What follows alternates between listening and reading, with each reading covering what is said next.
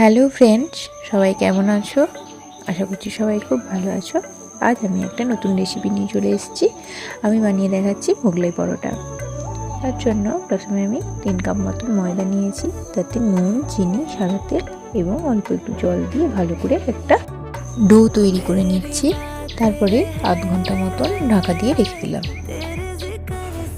এরপর আমি 3টে ডিম ফাটিয়ে নিচ্ছি এবং অল্প একটু নুন দিয়ে মিক্সড করে নিচ্ছি। তারপরে আধ ঘন্টা মতন হয়ে গেছে।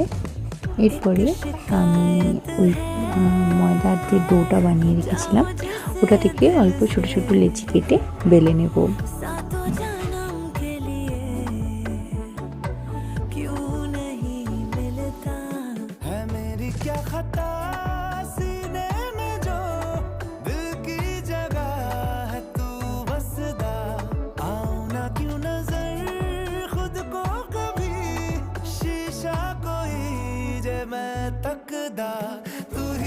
এরপর দেখো, আমি যে ডিমের নুনটা ফেটিয়ে রেখেছিলাম তাতে আমি পেঁয়াজ কুচি, লঙ্কা কুচি আর বিস্কুটের গুঁড়ো মিক্সড করে দিচ্ছি।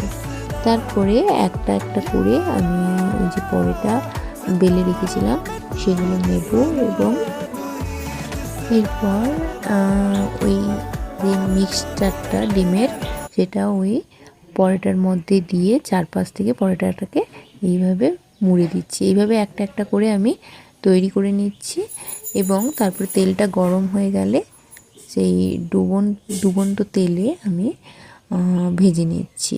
ঠিক আছে, তো এইভাবে এক একটা করে আমি মোগলাই পরোটা বানিয়ে নেব। তো তারপরে এইভাবে দেখো, একটা ছুরি দিয়ে 6 টুকরো মোট করে নেব।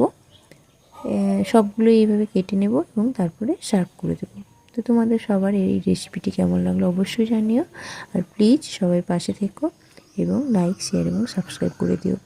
তো চলো, আজকে এই পর্যন্তই। কেমন লাগলো অবশ্যই জানিও কমেন্ট করে। Mughlai paratha is ready to serve. Thank you. সবাই খুব ভালো থেকো, সুস্থ থেকো।